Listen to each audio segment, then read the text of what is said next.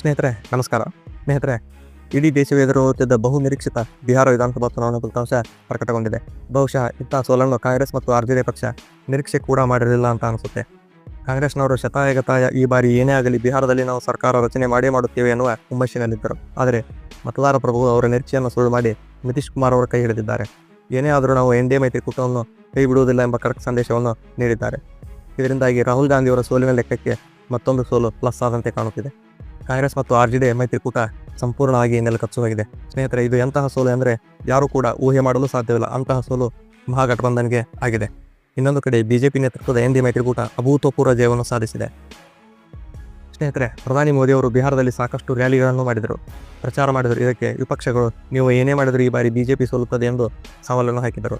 ಆದರೆ ಈ ಅಭೂತಪೂರ್ವ ಜಯ ಇದೆಯಲ್ಲ, ದೇಶದಲ್ಲಿ ಇನ್ನೂ ಮೋದಿಯಲ್ಲಿ ಮುಗುದಿಲ್ಲ ಎಂಬ ಖಡಕ್ ಸಂದೇಶವನ್ನು ನೀಡಿದೆ. ಸ್ನೇಹಿತರೆ, ಬಿಹಾರದ ಈ ಚುನಾವಣೆಯಲ್ಲಿ ಯಾವ ಪಕ್ಷದ ಪ್ಲಾನ್ ವರ್ಕೌಟ್ ಆಗಿದೆ, ಎನ್ಡಿಎ ಮೈತ್ರಿಕೂಟದ ಗೆಲುವಿನ ಸೀಕ್ರೆಟ್ ಏನು, ಮಹಾಗಠಬಂಧನ್ ಸೋಲಿಗೆ ಕಾರಣ ಏನು, ಇದರ ಬಗ್ಗೆ ನಿಮಗೆ ಡೀಟೇಲ್ ಆಗಿ ತಿಳಿಸಿಕೊಡ್ತೇವೆ. ಈ ವಿಡಿಯೋವನ್ನು ಸ್ಕಿಪ್ ಮಾಡದೆ ಕೊನೆಯವರೆಗೂ ನೋಡಿ. ಸ್ನೇಹಿತರೆ, 2024ರ ಲೋಕಸಭಾ ಚುನಾವಣೆ ನಂತರ ಕಾಂಗ್ರೆಸ್ ಸ್ವಲ್ಪ ಮಟ್ಟಿಗೆ ಚೇತರಿಸಿಕೊಂಡು ಇನ್ನು ಏನೇ ಆಗಲಿ ನಾವು ಬಿಜೆಪಿಯನ್ನು ಸೋಲಿಸುತ್ತೇವೆ ಎಂದು ಬೀಗುತ್ತಿತ್ತು. ಆದರೆ ಇದಾದ ನಂತರ ನಡೆದ ಚುನಾವಣೆಗಳಲ್ಲಿ ಕಾಂಗ್ರೆಸ್ ಹೀನಾಯವಾಗಿ ಸೋತಿತ್ತು. ಮಹಾರಾಷ್ಟ್ರ ಚುನಾವಣೆ ಆಗಿರಬಹುದು, ದೆಹಲಿ ಚುನಾವಣೆ ಆಗಿರಬಹುದು, ಅಷ್ಟೇ ಯಾಕೆ ಹರಿಯಾಣ ಚುನಾವಣೆಯಲ್ಲೂ ಕೂಡ ಕಾಂಗ್ರೆಸ್ಗೆ ಜಯ ದೊರೆಯಲಿಲ್ಲ. ಇಷ್ಟಾದರೂ ಕೂಡ ರಾಹುಲ್ ಗಾಂಧಿ ಅವರು ಈ ಬಾರಿ ಬಿಹಾರದ ಚುನಾವಣೆಯಲ್ಲಿ ನಾವು ಗೆದ್ದೇ ಗೆಲ್ಲುತ್ತೇವೆ ಎಂಬ ಭರವಸೆಯಲ್ಲಿದ್ದರು. ಯಾಕೆಂದರೆ ಕಳೆದ 20 ವರ್ಷದಿಂದ ನಿರಂತರವಾಗಿ ನಿತೀಶ್ ಕುಮಾರ್ ಅವರೇ ಅಲ್ಲಿ ಮುಖ್ಯಮಂತ್ರಿಯಾಗಿದ್ದರು. ಅವರ ಆಡಳಿತದಿಂದ ಜನ ಬೇಸತ್ತು ಹೋಗಿದ್ದಾರೆ. ಈ ಬಾರಿ ಕಾಂಗ್ರೆಸ್ಗೆ ಖಂಡಿತ ಜಯ ಸಿಕ್ಕೇ ಸಿಗುತ್ತೆ ಎಂಬ ಭರವಸೆಯಲ್ಲಿದ್ದರು. ಸ್ನೇಹಿತರೆ, ನಿಮಗೆ ಗೊತ್ತಿರಬಹುದು, ಬಿಹಾರದಲ್ಲಿ ಬಡತನ, ನಿರುದ್ಯೋಗ, ಅನಕ್ಷರತೆ ಇದ್ದರೂ ರಾಹುಲ್ ಗಾಂಧಿ ಅದರ ಬಗ್ಗೆ ಒಂದು ಬಾರಿಯೂ ಮಾತನಾಡಲಿಲ್ಲ.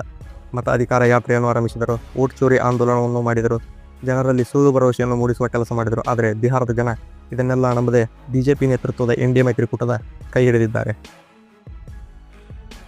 ಸ್ನೇಹಿತರೆ, ಹಾಗಾದರೆ ಈ ಸೋಲಿಗೆ ರಾಹುಲ್ ಗಾಂಧಿ ಮಾತ್ರ ಕಾರಣ ಅಂತ ನೋಡಿದರೆ ಇಲ್ಲ, ತೇಜಸ್ವಿ ಯಾದವ್ ಅವರ ಕೊಡುಗೆ ಕೂಡ ಇದೆ. ಯಾಕಂದರೆ ಕಾಂಗ್ರೆಸ್ ಮತ್ತು ಆರ್ಜೆಡಿ ಮೈತ್ರಿಕೂಟದಲ್ಲಿ ಒಮ್ಮತ ಇರಲಿಲ್ಲ, ಸರಿಯಾದ ಪ್ಲಾನಿಂಗ್ ಕೂಡ ಇರಲಿಲ್ಲ. ಅಷ್ಟೇ ಅಲ್ಲದೆ ಸೀಟ್ ಹಂಚಿಕೆ ವಿಚಾರ ಯಾವಾಗ ಬಂತು ಅವರಲ್ಲಿ ಸರಿಯಾದ ಹೊಂದಾಣಿಕೆ ಆಗಲಿಲ್ಲ. ತೇಜಸ್ವಿ ಯಾದವ್ ಮತ್ತು ರಾಹುಲ್ ಗಾಂಧಿ ನಡುವೆ ಸ್ವಲ್ಪ ಮಟ್ಟಿಗೆ ಹಗ್ಗ ಜಗ್ಗಾಟ ಉಂಟಾಗಿ ಇದರಿಂದ ಅವರ ನಡುವೆ ಮನಸ್ತಾಪ ಉಂಟಾಯಿತು. ಇದರಿಂದ ರಾಹುಲ್ ಗಾಂಧಿ ಅವರು ಬಿಹಾರದ ಚುನಾವಣಾ ಪ್ರಚಾರದಿಂದ ಸ್ವಲ್ಪ ದೂರ ಉಳಿಯುತ್ತಾರೆ. ಈ ಎಲ್ಲ ಬೆಳವಣಿಗೆಯಿಂದ ಕಾರ್ಯಕರ್ತರಲ್ಲಿ ಗೊಂದಲ ಉಂಟಾಯಿತು. ಅಷ್ಟೇ ಅಲ್ಲದೆ ಚುನಾವಣೆ ಪ್ರಚಾರದ ಸಂದರ್ಭದಲ್ಲಿ ರಾಹುಲ್ ಗಾಂಧಿ ಆರ್ಜೆಡಿ ಪಕ್ಷದ ಲಾಲು ಪ್ರಸಾದ್ ಯಾದವ್ ಅವರನ್ನು ಭೇಟಿಯಾಗಲು ಸಹ ಹೋಗಲಿಲ್ಲ. ಅಷ್ಟರ ಮಟ್ಟಿಗೆ ಅವರಲ್ಲಿ ಹೊಂದಾಣಿಕೆ ಹಾಳಾಗಿ ಹೋಗಿತ್ತು ಎಂಬುದು ಮೇಲ್ನೋಟಕ್ಕೆ ಕಂಡುಬರುತ್ತದೆ. ಇದರ ನಡುವೆ ತೇಜಸ್ವಿ ಯಾದವ್ ಅವರು ಒಂಟಿ ಸಲಗದಂತೆ ಭರ್ಜರಿ ಪ್ರಚಾರವನ್ನು ಮಾಡಿದರು. ಆದರೆ ಅವರು ನೀಡಿದ ಸುಳ್ಳು ಭರವಸೆಗಳನ್ನು ಜನ ನಂಬಲಿಲ್ಲ. ಯಾಕಂದರೆ ಮನೆಗೊಂದು ಸರ್ಕಾರಿ ಉದ್ಯೋಗ ಕೊಡುವುದೆಂದರೆ ಅಷ್ಟು ಸುಲಭವಲ್ಲ. ಇದೆಲ್ಲ ಅಲ್ಲಿನ ಜನರಿಗೆ ಗೊತ್ತಾಗಿ ತೇಜಸ್ವಿ ಯಾದವ್ ಅವರನ್ನು ಜನ ನಂಬಲಿಲ್ಲ. ಇದು ಕೂಡ ಕಾಂಗ್ರೆಸ್ನ ಸೋಲಿಗೆ ಕಾರಣ ಅಂತ ಹೇಳ್ಬೋದು.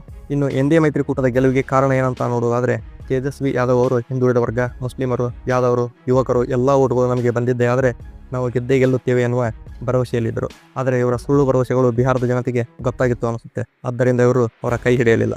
ಆದರೆ ಎನ್ಡಿಎ ಮೈತ್ರಿಕೂಟ ಇದಕ್ಕೆ ಎಕ್ಸಾಕ್ಟ್ ಅಪೋಸಿಟ್ ಆಗಿ ಸಣ್ಣ ಸಣ್ಣ ಸಮುದಾಯಗಳನ್ನು, ಬಿಹಾರದಲ್ಲಿ 16% ಇರುವ ದಲಿತರನ್ನು, ಅಷ್ಟೇ ಅಲ್ಲದೆ 26% ಇರುವ ಆರ್ಥಿಕವಾಗಿ ಹಿಂದುಳಿದವರನ್ನು, 10% ಇರುವ ಮುಂದುವರೆದ ವರ್ಗಗಳ ಓಟುಗಳನ್ನು ಬಿಜೆಪಿ ತನ್ನತ್ತ ಸೆಳೆಯಿತು. ಸ್ನೇಹಿತರೆ, ಈ ಎಲ್ಲ ಸರಿಯಾದ ಪ್ಲಾನಿಂಗಿಂದ ಎನ್ಡಿಎ ಮೈತ್ರಿಕೂಟ ಅಭೂತಪೂರ್ವ ಜಯ ಸಾಧಿಸಿದೆ. ಊಹೆ ಮಾಡಿದಕ್ಕಿಂತಲೂ ಹೀನಾಯವಾಗಿ ಮಹಾಗಠಬಂಧನ್ ಸೋಲನ್ನು ಅನುಭವಿಸಿದೆ.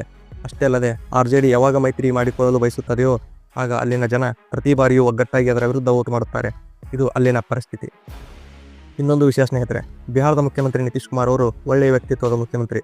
ಈ ಹಿಂದೆ ಬಿಹಾರದಲ್ಲಿ ಭ್ರಷ್ಟರೇ ಮುಖ್ಯಮಂತ್ರಿಗಾಗಿ ಆಡಳಿತವನ್ನು ಮಾಡಿದ್ದರಿಂದ ಅಲ್ಲಿನ ಜನರು ತಮ್ಮ ತಾವನೆಯನ್ನು ಕಳೆದುಕೊಂಡಿದ್ದರು. ಆದರೆ ನಿತೀಶ್ ಕುಮಾರ್ ಅವರು ಬಂದಾಗಿನಿಂದ ಬಿಹಾರದಲ್ಲಿ ಅಭಿವೃದ್ಧಿಯಾಗಿದೆ, ಭ್ರಷ್ಟಾಚಾರ ಕಡಿಮೆಯಾಗಿದೆ. ಅಷ್ಟೇ ಅಲ್ಲದೆ ನಿತೀಶ್ ಕುಮಾರ್ ಯಾವಾಗಲೂ ಕುಟುಂಬ ರಾಜಕಾರಣವನ್ನು ಮಾಡಿದವರಲ್ಲ. ಬಿಹಾರದ ಏಳಿಗೆಯಾಗಿ ಬಹಳ ಶ್ರಮಪಟ್ಟಿದ್ದಾರೆ. ಮಹಿಳೆಯರ ಏಳಿಗೆಗೆ ಅನೇಕ ಯೋಜನೆಗಳನ್ನು ಜಾರಿಗೆ ತಂದಿದ್ದಾರೆ. ಈ ಎಲ್ಲ ಕಾರಣಗಳಿಂದ ಅವರ ಬೆಂಬಲಿಗರು ಅವರನ್ನು ಕೈ ಹಿಡಿದಿದ್ದಾರೆ. ಮಹಿಳಾ ಮತದಾರರು ಯಾವಾಗಲೂ ನಿತೀಶ್ ಕುಮಾರ್ ಅವರನ್ನು ಬೆಂಬಲಿಸುತ್ತಲೇ ಬಂದಿದ್ದಾರೆ. ಆದರೆ ಈ ಬಾರಿ ಬಹಳ ದೊಡ್ಡ ಪ್ರಮಾಣದಲ್ಲಿ ಬೆಂಬಲಿಸಿದ್ದಾರೆ. ಇದಕ್ಕೆ ಕಾರಣ ಏನು ಅಂತ ಎಲ್ಲರಿಗೂ ಗೊತ್ತಿದೆ. ಚುನಾವಣೆಗೂ ಮೊದಲು ಮುಖ್ಯಮಂತ್ರಿ ರೋಜ್ಗಾರ್ ಯೋಜನೆಯನ್ನು ಜಾರಿಗೆ ತಂದು ಸುಮಾರು 1 ಕೋಟಿಗೂ ಅಧಿಕ ಮಹಿಳೆಯರ ಖಾತೆಗೆ ನೇರವಾಗಿ 10,000 ರೂಪಾಯಿಯನ್ನು ಹಾಕಿದ್ದಾರೆ. ಇದು ಸಹಜವಾಗಿಯೇ ಅಲ್ಲಿಯ ಮಹಿಳೆಯರನ್ನು ಸೆಳೆಯಲು ಸಹಾಯ ಮಾಡಿದೆ. ಆದರೆ ಈ ಬಾರಿ ಎನ್ಡಿಎ ಮೈತ್ರಿಕೂಟ ಬಹಳ ಅಚ್ಚುಕಟ್ಟಾಗಿ ಪ್ಲಾನ್ ಮಾಡಿ ತಮ್ಮ ಓಟುಗಳನ್ನು ಬೇರೆ ಕಡೆಗೆ ಹೋಗದಂತೆ ತಡೆದದ್ದು ಅವರಿಗೆ ಪ್ಲಸ್ ಪಾಯಿಂಟ್ ಆಯಿತು. ಇದರಿಂದಾಗಿ ಮಹಾಗಠಬಂಧನ್ ತನ್ನ ಪ್ರಾಬಲ್ಯವನ್ನು ಕಳೆದುಕೊಂಡು ಹೀನಾಯವಾಗಿ ಸೋತಿತು. ಬಿಹಾರದಲ್ಲಿ ಆರ್ಜೆಡಿ ಮತ್ತು ಕಾಂಗ್ರೆಸ್ ನಡೆದಂಥ ರಣತಂತ್ರವನ್ನು ಎನ್ಡಿಎ ಮೈತ್ರಿಕೂಟ ಬಹಳ ಪರ್ಫೆಕ್ಟಾಗಿ ಹ್ಯಾಂಡಲ್ ಮಾಡಿ ಜಯ ಸಾಧಿಸಿದೆ. ಸ್ನೇಹಿತರೆ, ಬಿಹಾರದ ಈ ಚುನಾವಣೆಯ ಫಲಿತಾಂಶ ಇದೆಯಲ್ಲ, ಇದು ಮುಂದೆ ದೇಶದಲ್ಲಿ ಅನೇಕ ಬದಲಾವಣೆಗಳಿಗೆ ಕಾರಣವಾಗುತ್ತದೆ. ರಾಷ್ಟ್ರ ರಾಜಕಾರಣದ ಮೇಲೆ ಮುಖ್ಯವಾಗಿ ತನ್ನ ಪ್ರಭಾವವನ್ನು ಬೀರುತ್ತದೆ. ಇನ್ನು ಕೆಲವರ ರಾಜಕೀಯ ಭವಿಷ್ಯ ಅತಂತ್ರವಾದರೂ ಆಶ್ಚರ್ಯಪಡಬೇಕಾಗಿಲ್ಲ. ಸ್ನೇಹಿತರೆ, ಮುಂದಿನ ವಿಡಿಯೋಗಳಲ್ಲಿ ಇದರ ಬಗ್ಗೆ ನಿಮಗೆ ಇನ್ನಷ್ಟು ಮಾಹಿತಿಯನ್ನು ತಿಳಿಸಿಕೊಡುವ ಪ್ರಯತ್ನವನ್ನು ಮಾಡುತ್ತೇನೆ. ಈ ಎಲ್ಲ ವಿಚಾರದ ಬಗ್ಗೆ ನಿಮಗೆ ಏನನಿಸುತ್ತೆ ಅಂತ ನಿಮ್ಮ ಅಭಿಪ್ರಾಯ ಮತ್ತು ಅನಿಸಿಕೆಗಳನ್ನು ಕಮೆಂಟ್ ಮೂಲಕ ತಿಳಿಸಿ. ಹಾಗೆ ಈ ವಿಡಿಯೋ ನಿಮಗೆ ಇಷ್ಟವಾದರೆ ದಯವಿಟ್ಟು ಒಂದು ಲೈಕ್ ಮಾಡಿ. ಹಾಗೆ ನಮ್ಮ ಚಾನಲ್ಗೆ ಸಬ್ಸ್ಕ್ರೈಬ್ ಮಾಡಿಕೊಳ್ಳೋದನ್ನು ಮರೆಯಬೇಡಿ. ಮತ್ತು ಇದೇ ತರಹ ಇನ್ನೊಂದು ಇಂಟ್ರೆಸ್ಟಿಂಗ್ ವಿಷಯದೊಂದಿಗೆ ನಿಮ್ಮನ್ನು ಭೇಟಿಯಾಗುತ್ತೇನೆ. ಧನ್ಯವಾದಗಳು.